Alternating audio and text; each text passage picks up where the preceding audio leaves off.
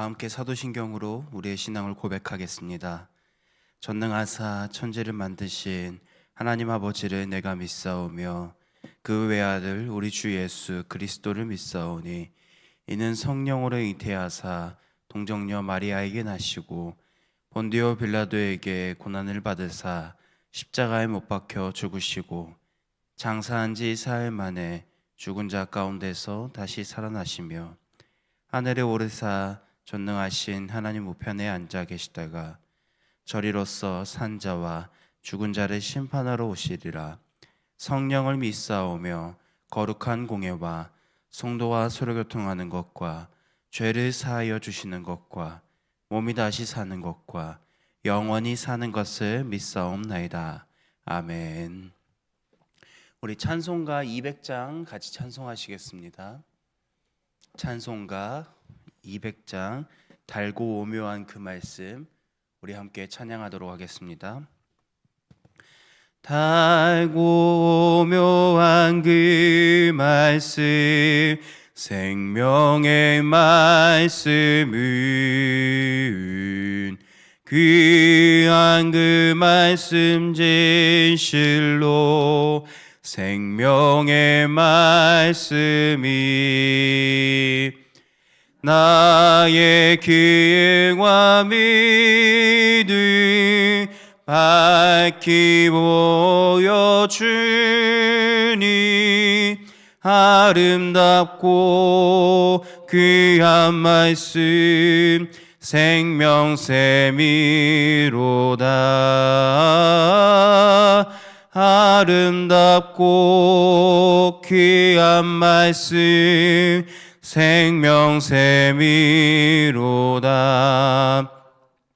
귀한 주님의 말씀은 내 노래 되도다. 모든 사람을 살리는 생명의 말씀을 값도 없이 받아 생명길을 가니 아름답고 귀한 말씀 생명샘이로다. 아름답고 귀한 말씀 생명샘이로다. 널리 울리어 퍼지는 생명의 말씀은 마음의 용서와 평안을 골고루 주나니 다만 예수 말씀 듣고 복을 받네. 아름답고 귀한 말씀 생명샘이로다.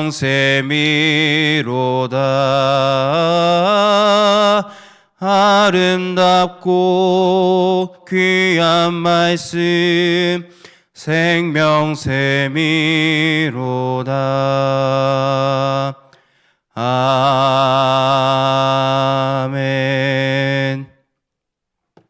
사랑과 은혜가 풍성하신 아버지 하나님, 오늘 새 하루를 허락하시고 하루의 시작을 하나님의 말씀을 듣고 기도하는 자리로 인도하여 주시니 감사드립니다.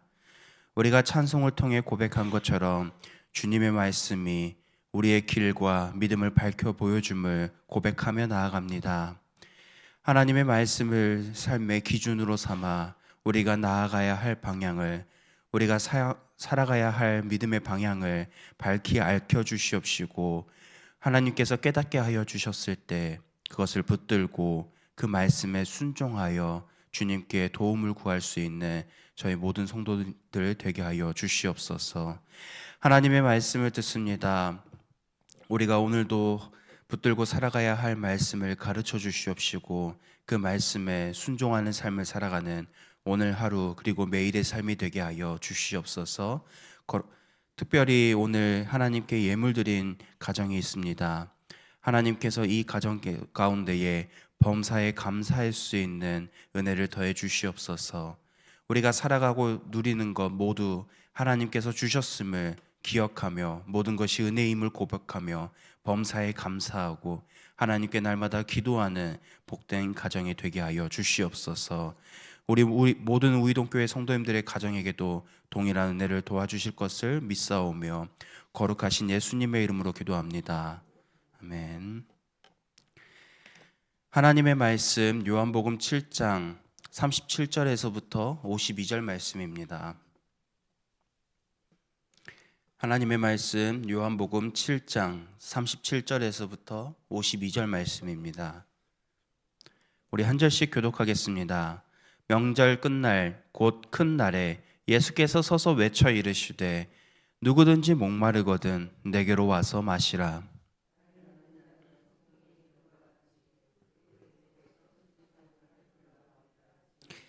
이는 그를 믿는 자들이 받을 성령을 가리켜 말씀하신 것이라.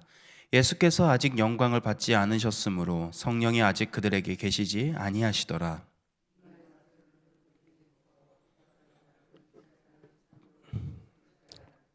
어떤 사람은 그리스도라 하며 어떤 이들은 그리스도가 어찌 갈릴리에서 나오겠느냐.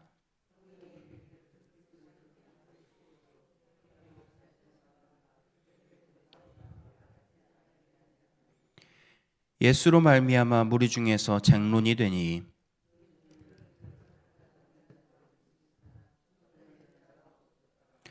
아랫사람들이 대제사장들과 바리새인들에게로 오니 그들이 묻되 어찌하여 잡아오지 아니하였느냐.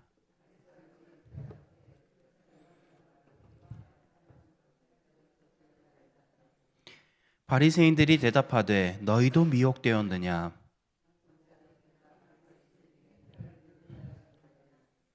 율법을 알지 못하는 이 무리는 저주를 받은 자로다.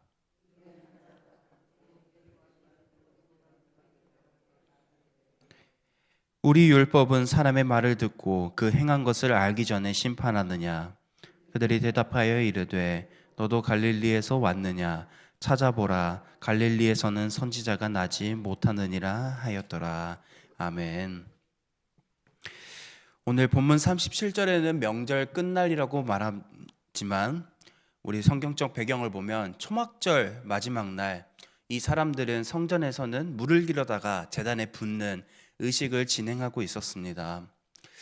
당시의 배경으로는 사람들은 과거에 하나님께서 이스라엘 백성들에게 광야에서 물을 주셨던 그때를 기억하며 앞으로 자신들의 농사를 위해서 꼭 필요한 비를 기다렸습니다. 그래서 하나님께 나아가 풍성한 수확과 살아가기 위한 물을 구했습니다. 그런데 이 상황에서 예수님은 서서 이렇게 말씀하십니다. 누구든지 목마르거든 내게로 와서 마시라. 사람들은 하나님 앞에 나아가서 자신들의 육적인 필요를 하나님께 구했지만 예수님은 그 자리에서 육적인 필요가 아니라 영적인 마음의 갈증을 해소시켜 주시겠다라고 말씀하셨습니다. 사람들은 하늘에서 내릴 비를 기대하는 상황에서 예수님은 영혼을 살리는 생수를 말씀하셨습니다. 예수님께서 이렇게 말씀하셨을 때 그 조건은 복잡하지 않았습니다. 준비가 완벽해야 한다라고 말씀하지도 않으셨습니다.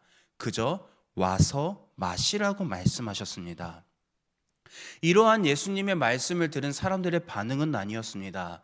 어떤 사람들은 예수님을 선지자라고 말하고 어떤 사람들은 그리스도라고 말하며 또 어떤 사람들은 어떻게 갈릴리에서 이곳에서 그리스도가 나올 수 있느냐라고 말하며 또 어떤 사람들은 아예 그 자체를 받아들이지 않았습니다. 같은 말씀을 듣고도 사람들은 마음에 따라 반응이 달랐습니다. 문제는 태도가 아니라 말씀이 아니라 마음에 있었습니다. 마음이 열려 있으면은 같은 말씀을 들었을 때 우리의 마음 가운데는 하나님의 말씀이 은혜로 다가오고 마음이 닫혀 있으면은 의심과 판단하면서 그 말씀을 걸러버릴 때가 있습니다. 본문 45절, 46절을 보면 아랫사람들이라고 표현되는 그 사람들은 성전 경비병들을 뜻합니다. 이 성전 경비병들은 종교 지도자들 바리새인들에게 예수님을 잡아오라는 명령을 받았습니다.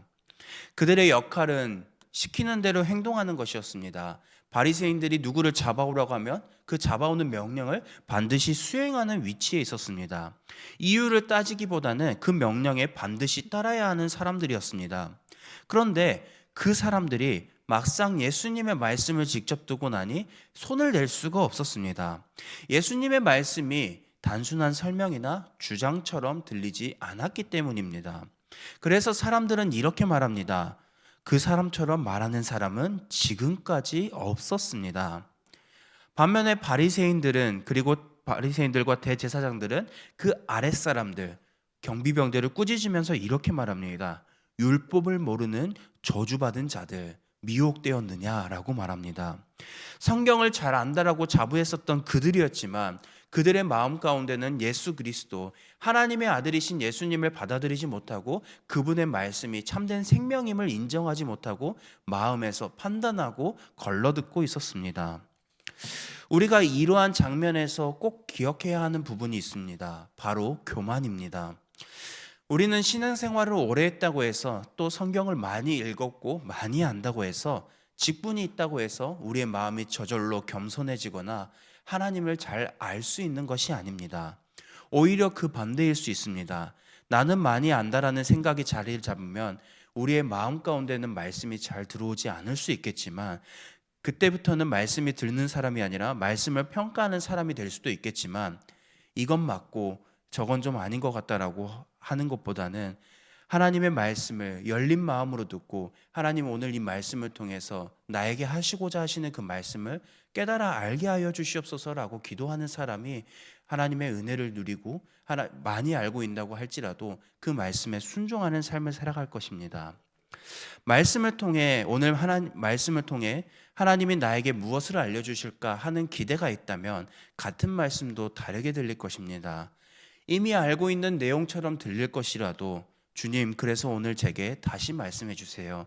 제가 미처 알지 못하고 있는 그 부분까지도 성령 하나님께서 깨달아 알게 하여 주시옵시고 그 말씀을 듣고 분별하면서 살아가게 하여 주시옵소서라고 기도하는 마음이 있다면 오늘 듣는 하나님의 말씀은 우리 마음 가운데 새롭게 다가올 것입니다. 말씀을 들을 때 가장 중요한 것은 많이 아느냐가 아니라 우리의 마음이 얼마만큼 하나님께 열려 있느냐에 있습니다. 익숙한 본문이라도 우리가 듣고 기억하고 순종하고자 한다면 하나님은 그 안에서 새로운 깨달음과 적용점을 주실 것입니다. 마음이 열려 있으면 마음이 지식으로만 멈추지 않고 우리의 삶까지도 이어질 것입니다. 같은 말씀을 듣고 반응이 나뉜 니고데모가 이렇게 말합니다. 본문 51절인데 제가 세 번역으로 읽어드리겠습니다. 우리의 율법으로는 먼저 그 사람의 말을 들어보거나 또 그가 하는 일을 알아보거나 하지 않고서는 그를 심판하지 않는 것이 아니요. 그들의 마음을 대변했습니다. 바리새인들, 대제사장들, 예수님의 말씀을 그가 하는 일을 알아보고 하지도 않으면서 그의 말을 먼저 부정적으로 받아들이고 시기하고 판단하고 있었습니다. 니고데모 역시 바리새인이었지만 그 모든 것을 다 이해하는 상황이 아니었습니다. 그러나 최소한 먼저 들어보고자 하고 했습니다. 이것이 바로 겸손입니다. 들으려는 태도, 판단하기 전에 귀를 먼저 여는 자세입니다. 오늘 말씀을 통해 우리의 자신을 돌아보길 소망합니다. 우리가 지금 잘못 가고 있어서가 아니라 우리가 더 바른 방향으로 나아가기 위해서입니다. 같은 말씀을 들어도 은혜가 되는 사람이 있고 그냥 지나가는 사람이 있습니다. 그 차이는 오늘 바리새인과 대제사장들이 보여줬던 것처럼 지식이 아니라 태도에 있습니다. 그리고 한 가지라도 순종하는 마음이 우리에게 있다면은 단순하게 내 귀에 듣기에, 내 마음에 남기에 좋은 말씀으로만 있는 것이 아니라 오늘 하루 작은 실천으로 이어지는 말씀으로 자리 잡을 것입니다. 바라기는 오늘 말씀을 기억하면서 말씀을 많이 아는 사람이 되기보다는 말씀을 겸손히 듣고 기억하고 순종하며 살아가는 우리 모두의 삶이 되길 간절히 소망합니다. 들은 말씀을 기억하면서 우리 먼저 두 가정을 위해서 기도하겠습니다. 성영교 권사님의 가정을 위해서 기도하겠습니다. 가족 모두가 빛과 소금의 삶을 살아갈 수 있도록, 항상 기뻐하고 기도와 감사하는 삶을 살아갈 수 있도록, 믿음이 굳건한 외손자와 손자가 될 수 있도록, 이어서 임경선 집사님의 가정을 위해서 기도하겠습니다. 말씀 안에서 바로 서는 가정이 될 수 있도록, 맡겨진 직분 기쁨으로 감당하도록, 자녀 가연, 가은, 승민 청년 하나님께서 앞길 인도해 주시도록, 이어서 우리 들은 말씀을 기억하면서 우리 속한 교회 식구 모두가 하나님의 말씀을 많이 아는 것도 중요하지만 먼저 하나님의 말씀을 겸손히 듣는 성도가 될 수 있게 달라고, 그리고 우리가 속한 목장 식구와 교회를 위해서, 그리고 개인의 기도 제목으로 이 시간 함께 기도하며 나아가겠습니다. 기도하겠습니다. 사랑과 은혜가 풍성하신 아버지 하나님, 오늘 이 시간